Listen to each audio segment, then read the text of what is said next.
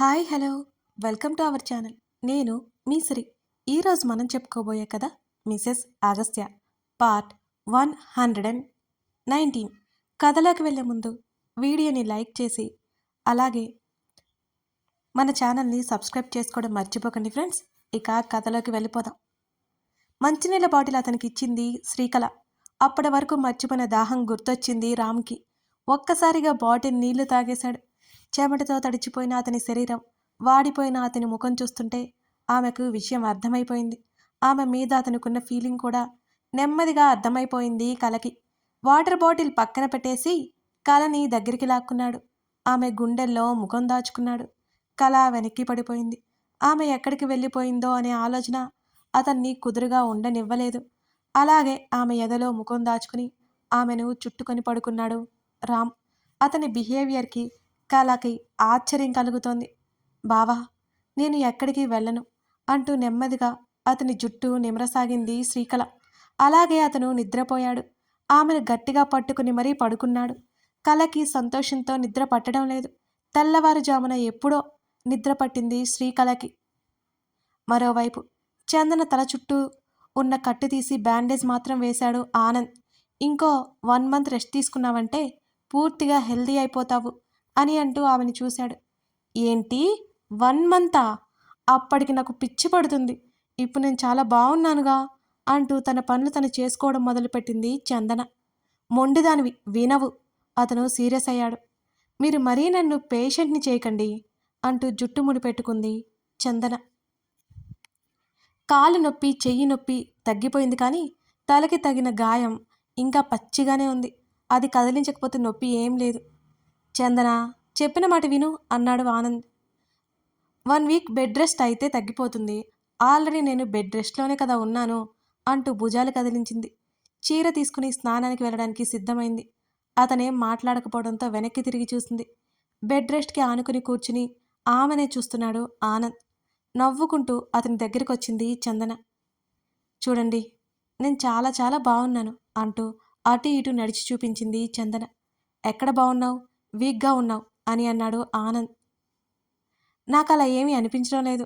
మీరు మరీ మంచం దిక్కుండా అన్నీ చేస్తుంటే నాకు చాలా బోర్గా ఉంది.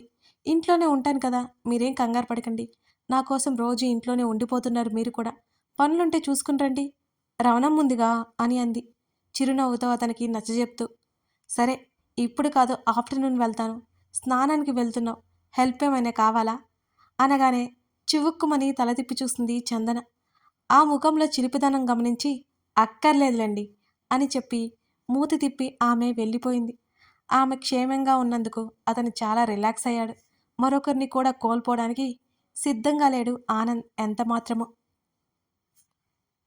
ఏవో మాటలు వినిపిస్తుంటే బద్ధకంగా కళ్ళు తెరిచింది శ్రీధ. నెమ్మదిగా లేచి కూర్చుంది.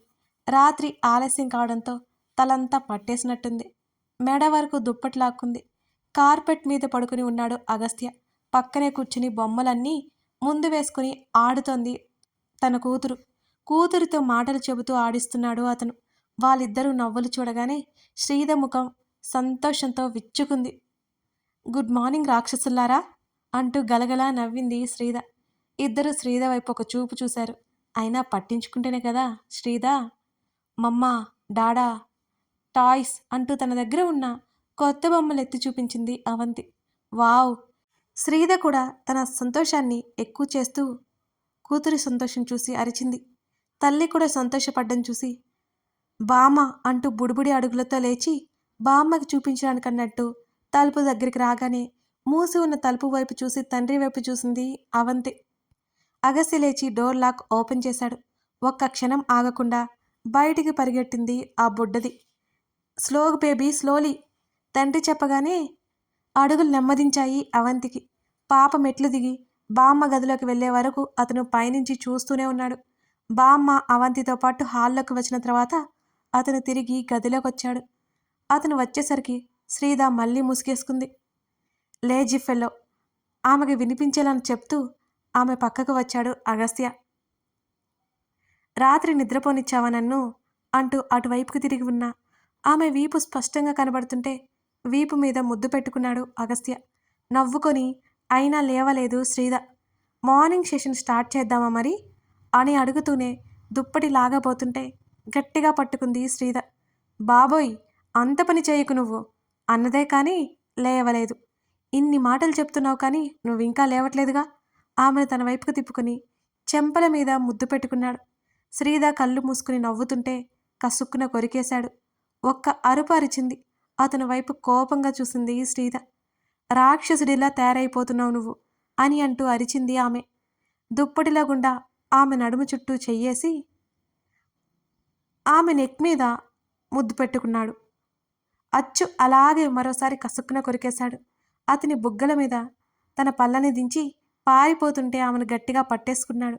వెనక నుంచి ఆమెని కౌగిలించుకుని భుజం మీద ముద్దు పెట్టుకున్నాడు అగస్త్య. 6 అడుగుల అతని చేతుల 5 అడుగుల ఆమె చిక్కుకుపోయింది. అతని చేతులు చేస్తున్న మాయకి ఆమె కరిగిపోయింది. అతని వైపుకు తిరిగి అతని పెదవుల మీద ముద్దు పెట్టుకుంది.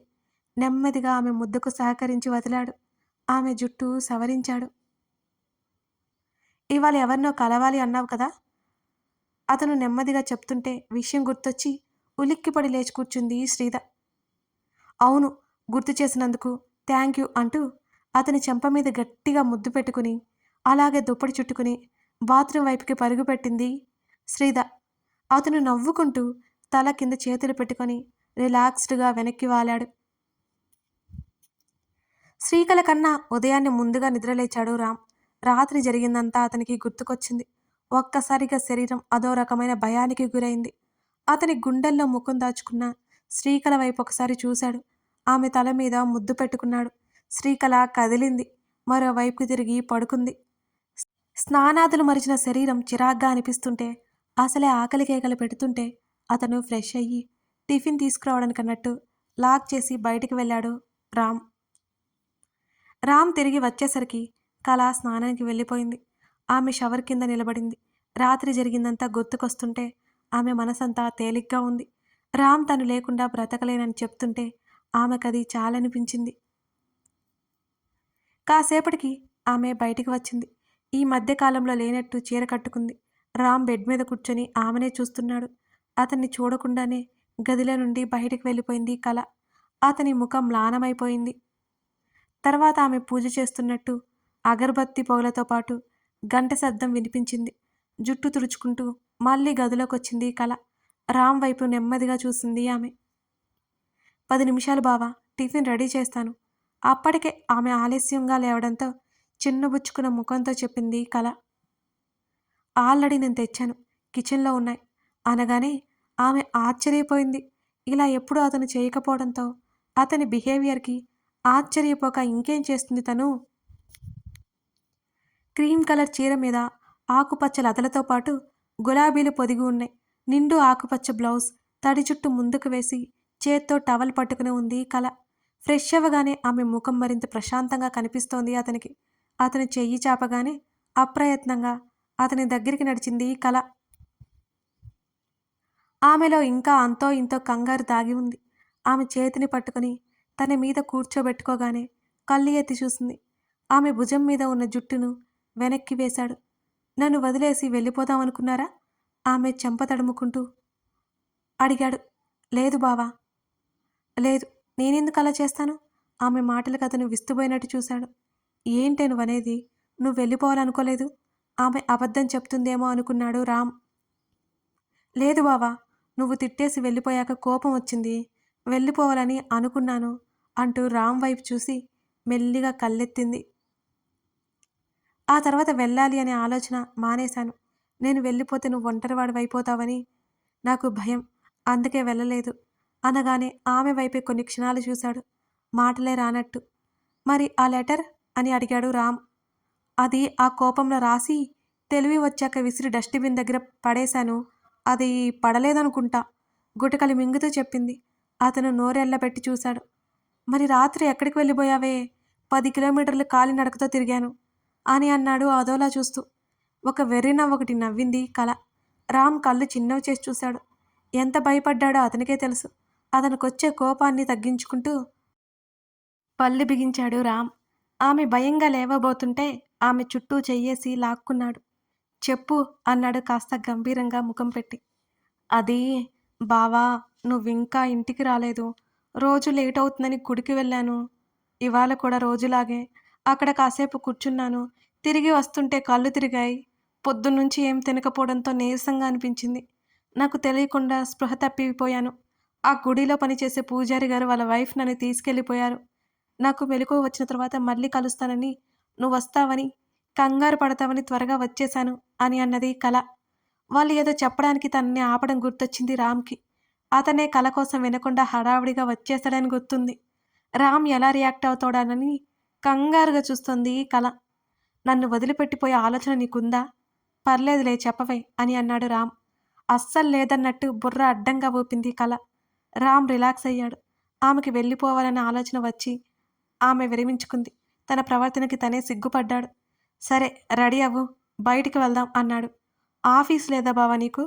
అని అడిగింది అయోమయంగా. ఉంది కానీ ఇవాళ లీవ్ పెట్టేస్తున్నా అని చెప్పాడు రామ్. అలాగే అన్నట్టు తలాడించి లేవబోయింది. ముద్దు పెట్టవే అని అడిగాడు రామ్. ఆమె కళ్ళు రెపరెపలాడాయి. అతని వంక బిడియంగా చూసింది కల. అతను ముఖాన్ని ముందుకు తీసుకొచ్చి కళ్ళు మూసుకున్నాడు. రామ్ ముఖాన్ని 2 చేతుల మధ్య పట్టుకొని అతని నుదుటి మీద ముద్దు పెట్టుకుంది కల. రామ్ కళ్ళు తెరిచాడు. అతని ముఖం అదోలా పెట్టుకోవడంతో వస్తున్న నవ్వుని బలవంతంగా ఆపుకుంది కల. ఆమె మెడవంపుల్లో చేతిని పోనిచ్చి ఆమె పెదవులని అందుకున్నాడు. మరోవైపు మీ గురించి నాకు అస్సలు తెలీదు. ఆ పెళ్ళిళ్ళ పేరయ్య భార్యని చూస్తూ అంది శ్రీద. ఆవిడ నవ్వింది. చందన కూడా నాకు అంతే చెప్పిందమ్మా. అయితే మీరు అని చెప్పలేదు. ఉత్సాహంగా అంది రాజ్యం. ఆవిడతో కాసేపు మాట్లాడింది. మీరు నాకు బాగా నచ్చారు. అదే మీ వంటలు కూడా బాగా నచ్చాయి. నేను ఎప్పుడూ ఏంటి అని కబురు పెడతాను. మీతో పాటు ఆవిడ్ని కూడా తీసుకురండి అని అంది శ్రీద. ఆమె అలాగేనన్నట్టు తలాడించింది. మీరు రాత్రి వరకు ఉండాల్సిన వస్తుంది పర్లేదా అని అడిగింది. పర్లేదమ్మా, మధ్యాహ్నం నుంచి అంటున్నావు కదా, ఏం పర్వాలేదు అన్నది ఆవిడ. సరే నేను వెళ్ళి వస్తానండి. శ్రీద పైకి లేచింది. సరిగ్గా సమయంలో తలుపు కొట్టిన చప్పుడు. రాజ్యం తలుపు తెరిచింది. ఎదురుగా కనిపిస్తున్న రామ్ కలని చూసి శ్రీద చకితురాలైంది. వాళ్ళది అదే పరిస్థితి. రామ్తో పాటు బయలుదేరింది కల. ఎక్కడికి బావా అని అడిగింది. కాసేపు మాట్లాడకుండా ఉండవే అనడంతో అలాగే అలిగినట్టు ముఖం పెట్టింది శ్రీకళ. కాసేపటికి గుడి ముందు బైక్ ఆపాడు రామ్. బైక్ మార్చాలే, ఊరికూరికే చెడిపోతుంది అని అన్నాడు. బైక్ దిగాడు. అనడానికి అన్నాడు కానీ అంత డబ్బు అతను పెట్టలేడు. లేవు కూడా. నువ్వెళ్ళు, నేను వస్తున్నా అన్నాడు రామ్. పూజా సామాగ్రి తీసుకోవాలి కదా, నేను వస్తాను అన్నది కల. ఎండ దంచి కొడుతోంది. నువ్వెళ్ళు, నేను వస్తానని చెప్పాను కదా. అతను విసుక్కోవడంతో నవ్వుకుంటూ వెళ్ళిపోయింది కల. అతనిలో మార్పు స్పష్టంగా కనబడుతోంది. ఆమె ఎక్కడ వెళ్ళిపోతుందో అని అతనిలో భయంతో కూడిన ఇష్టం బయటపడిపోయిందని కలకి అర్థమైపోయింది. కాసేపటికి రామ్ వచ్చాడు. దేవునికి నమస్కరించుకొని నువ్వు కూడా దండం పెట్టుకో బావా అని అంది కల. రామ్ చేతిలో ఏవో ఉన్నాయి. కల చేతులు పట్టుకుని పక్కనే ఉన్న చిన్న మండపం వైపు తీసుకువెళ్ళాడు రామ్. అక్కడ పెళ్లి ఏర్పాట్లు చూసి అక్కడ ఇంకో 3 మనుషుల్ని చూసి నీ ఫ్రెండ్ పెళ్ళా బావా అని నెమ్మదిగా అడిగింది కల. కాదు, మన పెళ్ళే. రామ్ మాటలకు ఆమె కళ్ళు ఆశ్చర్యంతో వెడల్పయ్యాయి ఒక్కసారిగా. ఆమె ముఖం సంభ్రమంతో వెలిగిపోయింది. బావా! ఆమె గొంతు వణికి కళ్ళల్లో నీళ్ళొచ్చాయి. రామ్ కొలీగ్స్కి కలని పరిచయం చేశాడు. అప్పటికే చేసిన ఏర్పాట్లు. పీటల మీద కూర్చుంది కల. పంతులు గారు అక్కడే ఉన్నారు. మంత్రాలు చదువుతున్నారు. అవి కళ్ళకు కనిపించడం లేదు, వినిపించడం లేదు కలకి. రామ్ వైపే చూస్తోంది. ఇదంతా కళా నిజమా? అర్థం కావట్లేదు ఆమెకి. రామ్ ఆమె మెడలో తాళి కట్టాడు. అతని స్నేహితులు వాళ్ళని ఫోటోల్లో బంధించారు. ఆ తతంగం అంతా అయిపోయేసరికి మరో 2 గంటలు పట్టింది. రామ్ ఫ్రెండ్స్ కంగ్రాట్స్ చెప్పి వెళ్ళిపోబోతుంటే నైట్ డిన్నర్కి రమ్మని చెప్పి వాళ్ళని పంపాడు. ఇంకా కళ బొమ్మలా అతని వెంటే అడుగులు వేస్తుంటే ఆమెను తీసుకొని ఇంటికి బయలుదేరాడు రామ్. బావా, రాత్రి నన్ను తీసుకొచ్చిన వాళ్ళ ఇల్లు ఇక్కడే అంటూ ఆపింది కళ. రామ్ బైక్ ఆపి వాళ్ళకి థ్యాంక్స్ చెప్పి వెళ్ళిపోదాం పదా అని అన్నాడు. కళ మరోసారి ఆశ్చర్యపోయింది. అలా ఉంది మరి అతని బిహేవియర్. సంతోషంగా అతనితో పాటే ఆ ఇంట్లోకి నడిచింది. కాలింగ్ బెల్ కొట్టిన తర్వాత ఆవిడ తలుపులు తీసింది. అక్కడ శ్రీధని చూసి ఇద్దరూ నిశ్చేష్టులయ్యారు. అలా అక్కడికి చేరుకున్నారన్నమాట. నీకెలా ఉందమ్మా? ఒంట్లో బాలేదా? బావుందా? ఆవిడ ఆప్యాయంగా కలని పిలిచింది. శ్రీద అలాగే కుర్చీలో మౌనంగా కూర్చుంది. బావుందండి. మీతో మాట్లాడాలని వచ్చాను. చాలా చాలా థాంక్స్ అండి అని కళ కృతజ్ఞతగా అంది. పర్వాలేదు లోపలికి రండి అని అంది ఆవిడ. మరోసారి వస్తామండి అంటూ శ్రీదని చూడగానే శ్రీద వాళ్ళని చూడనట్టు ముఖం తిప్పుకుంది. రామ్ మారిపోయాడా? ఇంకా అలాగే ఉన్నాడా? శ్రీదకి అర్థం కాలేదు. రామ్, కళ శ్రీద వైపు ఒకసారి చూసి వెళ్ళిపోయారు. కథ కొనసాగుతోంది. ఇదన్నమాట సంగతి. మొత్తానికి రామ్ శ్రీకళని పెళ్లి చేసుకున్నాడు. నెక్స్ట్ కథ ఎలా వెళ్ళబోతుందో చూసేద్దాం. మీరు వీడియోని లైక్ చేశారా అండి? లైక్ చేయకపోతే ఖచ్చితంగా లైక్ చేయండి. మన వీడియోస్ అందరికీ రీచ్ అవ్వాలి కదా! మర్చిపోకండి friends. Thank you for watching this video.